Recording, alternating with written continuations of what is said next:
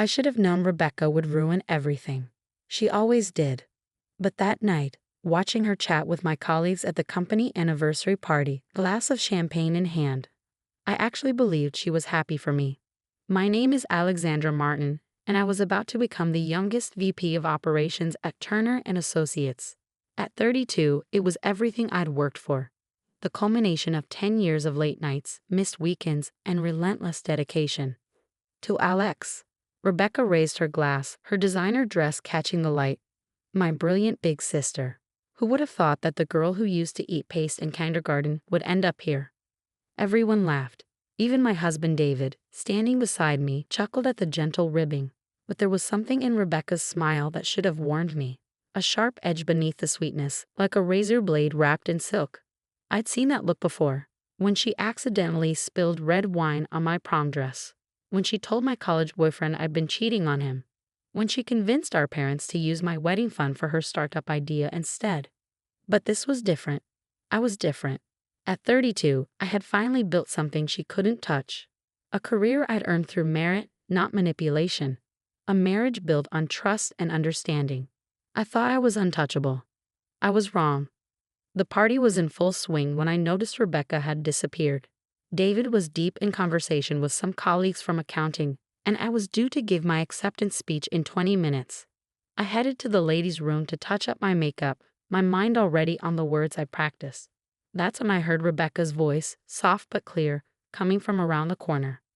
I hate having to tell you this, David, but as your sister-in-law, as someone who cares about you, you deserve to know. I froze, my hand still reaching for the bathroom door. Know what? David's voice was guarded. Rebecca, if this is about Alex. It is. I found something. On her phone. She left it unlocked at lunch last week, and I saw the messages. My heart stopped. What messages? I never left my phone unlocked, and I certainly hadn't had lunch with Rebecca in months. Messages? David's voice had dropped, taking on that quiet intensity I knew so well. What kind of messages? Between her and James, her boss. Rebecca's voice trembled with fake concern. They've been seeing each other for months. The promotion, it's not just about her work performance. The silence that followed was deafening. I wanted to step around that corner, to confront her lies, but my feet wouldn't move. This couldn't be happening. Not again. Not now. I have screenshots, Rebecca continued. I sent them to your phone. I'm so sorry, David. I know this must be devastating. I heard footsteps, David's, walking away quickly. Finally, I forced myself to move, to round that corner and face my sister. She was still standing there, phone in hand, that same sweet smile on her face. When she saw me, her eyes widened in mock surprise. Oh, Alex, I was just destroying my life. I finished for her, my voice surprisingly steady despite the rage building inside me. Again? She had the audacity to look hurt. I'm protecting David. He deserves to know the truth. What truth? I stepped closer, my hands shaking. Those messages are fake, Rebecca. You and I both know it. Her smile didn't waver. Do we? The timestamps match your late nights at the office. The pet names, the secret meetings. It's all there. And really, who would believe you didn't sleep your way to the top? A VP position at your age? Before I could respond, my phone buzzed. A message from David. Don't come home tonight. Or any night. I can't even look at you. I stared at the screen, my vision blurring. In the main ballroom, I could hear James, my boss, beginning the promotion announcement. But it didn't matter anymore.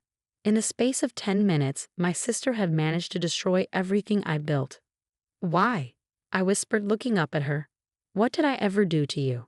Rebecca's smile finally fell, revealing something darker underneath. You existed, she said simply. You were always the smart one, the successful one, the one everyone admired. Well, not anymore. She brushed past me, her expensive perfume lingering in the air. Better go tell James you won't be accepting that promotion after all. Sexual harassment scandals are so messy. I stood there frozen as my world crumbled around me. In the distance, I could hear applause as James announced my name. But all I could focus on was the message still glowing on my phone screen, and the realization that my sister had finally won. Or so she thought. Because what Rebecca didn't know, what she couldn't know, was that this time would be different. This time, I wouldn't just survive her betrayal. I would make her regret it. The next 5 years redefined everything I thought I knew about survival. The day after the party, I walked into James' office and resigned. His face showed confusion, then concern as I explained that I couldn't accept the promotion. I didn't tell him about Rebecca's lies. The shame was too fresh, too raw. David filed for divorce within a week. The evidence Rebecca had fabricated was thorough: doctored photos, fake text messages, even receipts from hotels I'd supposedly visited with James. My protest of innocence fell on deaf ears. After all, Rebecca was family. Why would she lie? I lost everything in the divorce. Our house, most of our friends, even our dog. David's lawyer painted me as an ambitious climber who'd do anything for success, including betraying my marriage. The irony was bitter.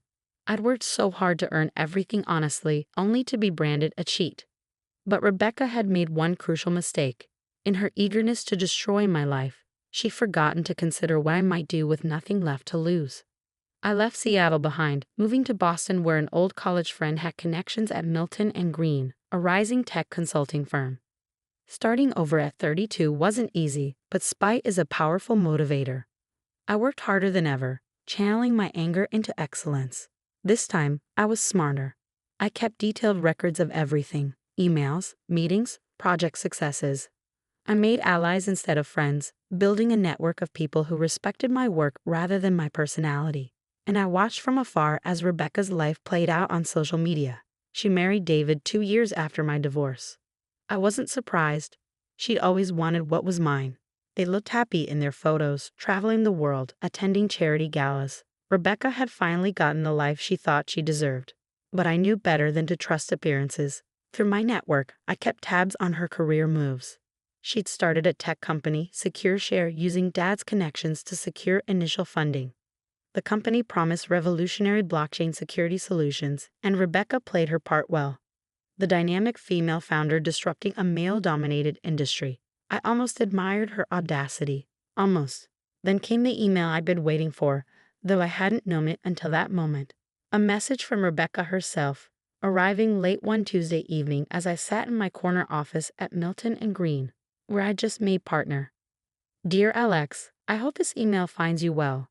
I know we haven't spoken in years and I understand why, but I'm reaching out because I believe we can help each other. SecureShare is expanding and we're looking for strategic investors for our Series B funding round.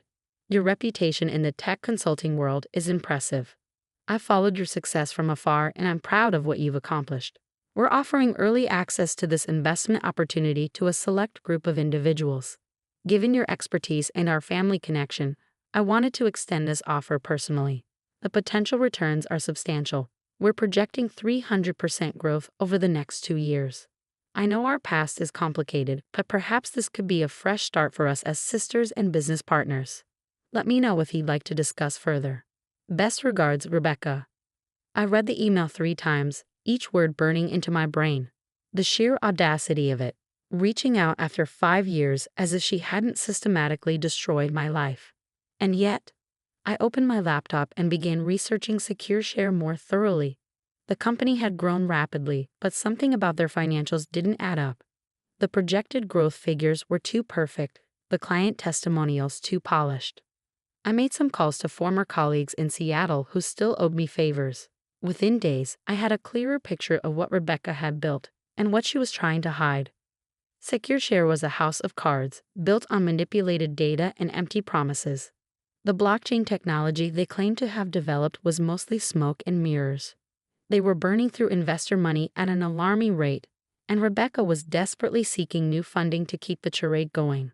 She needed my investment not just for the money, but for the legitimacy my name would bring. My success in tech consulting would encourage other investors, buying her more time to maintain her facade. I leaned back in my chair, a smile spreading across my face as I crafted my reply. Dear Rebecca, thank you for reaching out. You're right, it has been a long time. I'd love to discuss this investment opportunity in person. Perhaps we could meet in Boston next week. Looking forward to reconnecting. Best, Alex. Her response came within minutes, eager and relieved. We arranged to meet at my office the following Tuesday. As I confirmed the meeting, I felt a familiar sensation. that same cold fury that had driven me for the past 5 years. But now it was tempered with something else: anticipation.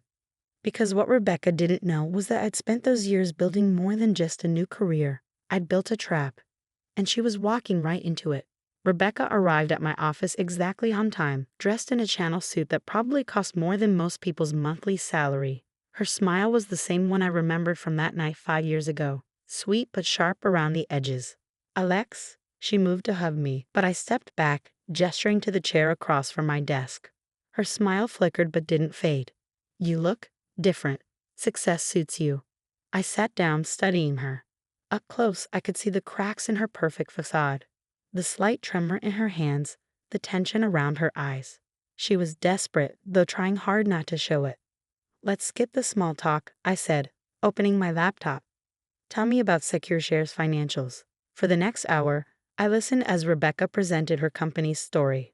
The pitch was polished, full of buzzwords and promises of revolutionary technology. But beneath the surface, I could hear the desperation growing in her voice. "We're projecting significant growth," she said, pulling up a sleek presentation. "With this round of funding." "You mean with my money?" I interrupted quietly. She paused, then smiled. "Well, yes. Your investment would be crucial. We're offering you an incredible opportunity here, Alex. A chance to be part of something revolutionary." I nodded slowly, then turned my laptop around to face her. "Something revolutionary? Like these financial records?" The color drained from her face as she recognized the internal documents displayed on my screen. Documents that showed the truth about SecureShare's hollowed promises and missing funds. "How did you get these?" I finished for her. "I have friends in interesting places, Rebecca. Friends who are very good at finding things people want to hide." "Those documents are confidential," she said, her voice shaking slightly. "You have no right." "Like you had no right to destroy my marriage? My career?" I kept my voice steady, watching her squirm. "The difference is, these documents are real. Unlike those fake messages you showed David 5 years ago." She straightened in her chair, attempting to regain control. "That's ancient history, and you can't prove anything about those messages." "Actually, I can." I opened another file. "See, while you were busy playing startup founder, I had experts analyze those screenshots. They found proof they were doctored. I have signed statements confirming the forgery." "So what?" Her mask finally cracked, showing the anger beneath. "It doesn't matter now. David and I are married. You can't change that." "I don't want to change that," I said quietly. "What I want is for you to understand exactly what you're about to lose." I pressed a button on my desk phone. "Send them in, please." The door opened and 3 people walked in. James Turner, my former boss from Seattle; Sarah Chin, the lead investigator from the SEC; and Michael Harrison, David's business partner. Rebecca's face went ash white. "Ms. Martin," Sarah began formally, "we've been investigating SecureShare for months. The evidence your sister provided confirms our suspicions of fraud, misappropriation of investor funds, and multiple securities violations." "That's ridiculous," Rebecca stammered, but Michael cut her off. "Save it, Rebecca. I've already spoken to David about this. The firm is severing all ties with SecureShare. We can't risk being associated with fraud." James simply stood there, arms crossed, his presence a reminder of the career she tried to destroy. Rebecca turned to me, her composure completely shattered. "You planned this," she whispered. "All of it. The investment meeting, the investigation." "Yes," I said simply. "Just like you planned to destroy my life 5 years ago. The difference is I didn't have to lie. Your own actions did all the work for me." "I'll lose everything," she said, her voice breaking. "The company, my reputation, David. Now you know how it feels." I stood up, gathering my papers. "The SEC has questions for you. I suggest you answer them honestly, for once in your life." As Rebecca was led away for questioning, I sat back down at my desk, feeling strangely empty. The revenge I planned for 5 years was complete, but it brought less satisfaction than I'd expected. Later that evening, as I stood at my office window watching the Boston skyline, my phone buzzed with a text from David. "I just heard about Rebecca. About everything. I'm sorry I didn't believe you back then." I didn't respond. Some bridges, once burned, should stay that way. A week later, the story broke in the business press. SecureShare's collapse was spectacular. taking Rebecca's reputation with it.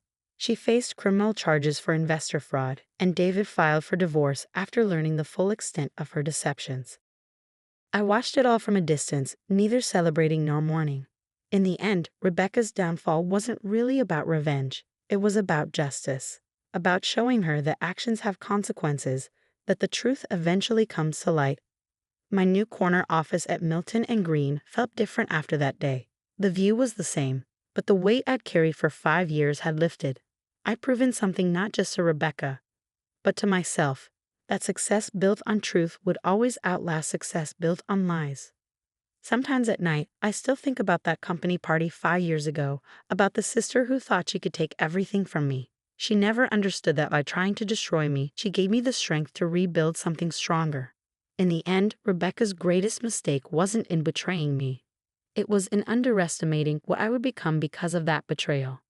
The last I heard, she had moved back in with our parents, her dreams of success shattered by her own deceptions. Sometimes I wonder if she thinks about that night too, if she regrets the choices that led her here. But mostly, I focus on my own path forward. Because while Rebecca's story ended in ruins, mine was just beginning. And this time, I was writing it on my own terms. Another client termination notice, my assistant Lisa asked as I stared at the email on my screen. That's the 5th one this week. I nodded, my jaw tight. All of them giving the same reason.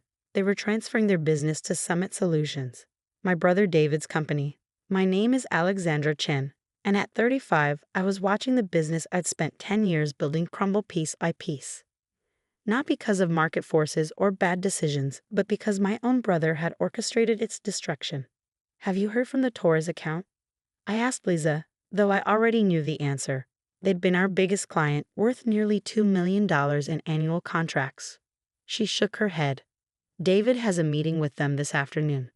Of course he did.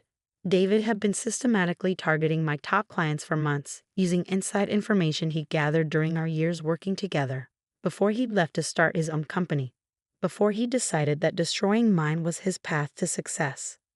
My phone buzzed. Speak of the devil. Hello, David, I said, keeping my voice neutral. Hey, sis, he said, his tone dripping with fake concern. Just wanted to give you a heads up. Torres signed with us this morning. Thought you should hear it from me. I closed my eyes, gripping the phone tighter. How generous of you. Look, Alex, this is just business. You know how it goes. The strong survive, the weak. He paused for effect. Well, they should probably start looking for new opportunities. Is that what Mom would say? I asked quietly. Is this how she raised us to treat family? His laugh was sharp. Don't bring Mom into this. She's been gone for 5 years. This is about business, not family. And frankly, you're not cut out for it. Never were. I thought about the flash drive in my desk drawer, the one containing information that could change everything. Maybe you're right, I said softly. Maybe I'm not cut out for this after all. Finally admitting it, he sounded smug. Tell you what, I'll buy your client list for 10 cents on the dollar. It's more than fair considering most of them are jumping ship anyway. I glanced at Lisa, who was watching me with concern. She knew what was in that flash drive too. Knew what David didn't. I'll think about it, I replied. Was there anything else? Yeah, actually, Mom's house. I think it's time we sold it. No point holding onto it when your company can't even afford the property taxes anymore. The house. Our childhood home, where Mom had raised us after Dad died. Where she taught us about business, ethics, the importance of family. David knew how much it meant to me. I understand, I said, my voice steady despite the anger burning in my chest. Send me the paperwork and I'll review it.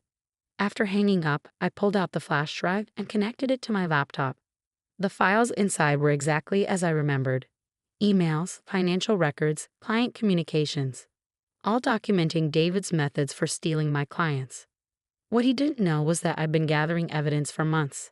Every underhanded tactic, every stolen trade secret, every violated non-compete agreement, all meticulously documented. But that wasn't even the biggest secret. Should I call them? Lisa asked, knowing exactly what I was thinking. I nodded. It's time. Set up the meeting for tomorrow. She picked up her phone, dialing a number we'd had ready for weeks. Hello, Mr. Torres. Yes, this is Lisa from Chen Consulting. Ms. Chen would like to schedule that meeting we discussed. Yes, the one about Summit Solutions' fraudulent certifications. I smiled, remembering the day I discovered David's biggest mistake. In his rush to steal my clients, he falsified his company's security certifications, the ones required to handle government contracts, the same contracts that made up 60% of the Torres account. David thought he was destroying my company. He didn't realize he was actually destroying himself. Meeting confirmed for 9 a.m., Lisa announced. Mr. Torres sounded very interested in what we have to share. I stood up, walking to the window of my office. The city sprawled below, including the gleaming building where David's company was headquartered. He was probably there now, celebrating his latest victory, thinking he finally beaten his big sister.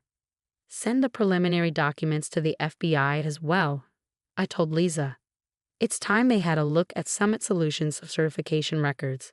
Mom always said that success wasn't about being the strongest or the most ruthless. It was about being the smartest, the most prepared. About doing things the right way, even when others didn't. I touched the photo of her on my desk, remembering her words from so long ago. The truth always comes out, Alexandra. Your job is to be ready when it does. Well, Mom, I thought. I'm ready now. My phone buzzed again. Another message from David. Checking in about that client list offer. Tick-tock, sis. Time's running out. I typed back a simple response. You're right, time is running out, but not for me. The next morning, I arrived at the office early. The meeting with Mr. Torres wasn't until 9, but I needed time to prepare. Lisa was already there, arranging documents on the conference room table. Everything's ready, she said, handing me a coffee. FBI agent Wilson called. They're very interested in the certification documentation we sent over. I nodded, reviewing the papers one last time. Financial records, emails, and most damaging of all, proof that David had forged federal security certifications to handle government contracts. It wasn't just unethical, it was criminal. My phone buzzed. David again. Just had breakfast with Johnson Tech. Guess who's their new strategic partner? Your client list offer expires at noon. Take it or leave it. I set the phone down without responding. Johnson Tech was about to learn some interesting things about their new partner. At 8:55, Mr. Torres arrived. He was a tall man with sharp eyes and an even sharper mind. Exactly the kind of person who wouldn't appreciate being deceived. Alexandra, he said as I greeted him. Your message was concerning. You mentioned something about Summit Solutions certifications. Please, sit down. I gestured to the conference room. What I'm about to show you affects not just your company, but potentially your government contracts as well. For the next hour, I laid out everything we discovered. How David had falsified his company's security credentials. How he'd used stolen information to poach clients. The federal regulations he'd violated in the process. Mr. Torres's face grew darker with each revelation. These government contracts, he said slowly, they require top-level security clearance. If Summit Solutions isn't properly certified, your company could be held liable. I finished. The contracts could be voided, and there might be federal penalties. He picked up one of the documents, examining it closely. And you can prove all of this. I pulled out the flash drive. Every email, every falsified document, every violation. It's all here. The FBI already has copies. His hand tightened around the paper. That son of a. He assured us everything was in order. We have millions riding on these contracts. I know, I said softly. That's why I called this meeting. You needed to know the truth before it was too late. Just then, my phone buzzed again. David was calling. I let it go to voicemail. What happens now? Mr. Torres asked, his voice tight with controlled anger. That depends on you, I replied. Chen Consulting still has all the proper certifications. We can handle the transition back, minimize any disruption to your operations. He nodded slowly. And Summit Solutions? The FBI will handle that part. I expect they'll be paying my brother a visit very soon. As if on cue, Lisa knocked and entered the conference room. Sorry to interrupt, but you'll want to see this. She turned on the TV mounted on the wall. The news headline made my breath catch. FBI raids local tech company over fraudulent government certifications. The camera showed agents entering Summit Solutions building, boxes of documents in their hands. And there was David being escorted out, his face a mask of shock and confusion. My phone started ringing again, this time from an unknown number. Probably David using someone else's phone since I wasn't answering his calls. Mr. Torres watched the news footage, his expression grim. I need to make some calls, he said, standing up. And then we should discuss moving our contracts back to Chen Consulting. Immediately. After he left, Lisa turned to me. David's been calling the office nonstop. Should I keep blocking him? I thought about it for a moment. No, I said finally. The next time he calls, put him through. I didn't have to wait long. Within minutes, my phone buzzed again. What did you do? David's voice was ragged, panicked. The FBI. They're saying something about fraudulent certifications. Alex, you have to help me. I closed my eyes, remembering all the times he tried to destroy my company, steal my clients, take away everything I'd built. Help you. I repeated softly. Like you helped me, David? Is this the kind of family support you were talking about? This is different, he shouted. This is federal charges. I could go to prison. Yes, I said calmly, you could. Actions have consequences, David. Mom taught us that, remember? He was quiet for a moment. When he spoke again, his voice was different, smaller, almost like the little brother I used to know. Please, Alex, I messed up. I know that now. But I need my big sister. I gripped the phone tighter, thinking about everything that had led us here, the choices he'd made, the lines he'd crossed. I'll have my lawyer contact you, I said finally. But David? This is the last time. Whatever happens next. We're done. I hung up before he could respond, feeling a weight lift from my shoulders. Through my office window, I could see more news vans arriving at Summit Solutions. The story was breaking wide open. Lisa appeared in my doorway. Johnson Tech is on line 1. They want to discuss moving their business back to us. I nodded, picking up the phone. It was time to rebuild what David had tried to destroy. But this time, I'd do it knowing exactly who I could trust. And who I couldn't. 3 weeks after the FBI raid, I sat in my office reviewing contracts. Johnson Tech, Torres, and most of our other former clients had returned, their trust in Chen Consulting restored. Summit Solutions was under federal investigation, its assets frozen, its reputation in tatters. Your brother's lawyer is here, Lisa announced, standing in my doorway. He's requesting a meeting. I glanced at the clock. Right on time, sent him in.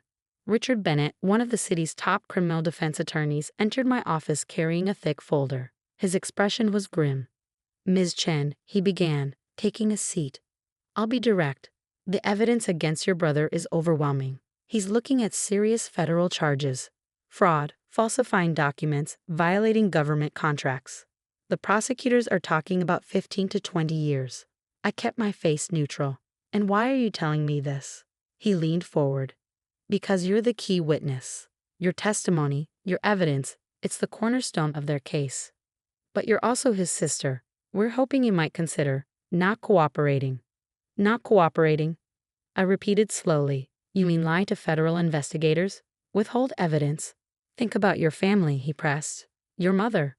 Don't. My voice was sharp. Don't you dare bring my mother into this. David didn't think about family when he was trying to destroy my company, when he was stealing my clients, when he was threatening to take our childhood home. Bennett shifted uncomfortably. He made mistakes. He knows that now. He's prepared to make full restitution to your company. With what money? I cut in. The money he stole from my clients, the funds he obtained through fraudulent contracts, that money isn't his to offer. Just then, my phone buzzed. A text from David. Please help me, Alex. I'm begging you. Mom would want you to help family. I showed the message to Bennett.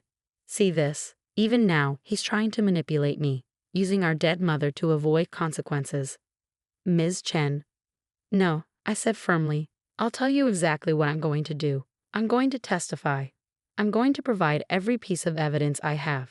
And I'm going to make sure that everyone knows exactly what David did. He's your brother. Bennett tried one last time. Yes, he is. And that's why this hurts so much. But sometimes the people who hurt us most are the ones closest to us. And sometimes loving someone means letting them face the consequences of their actions. After Bennett left, I drove to our mother's house. The one David had tried to force me to sell. The garden was overgrown, but her roses were still blooming. I sat on the porch steps, remembering all the lessons she'd taught us there. Always do what's right, she'd say. Even when it's hard, especially when it's hard.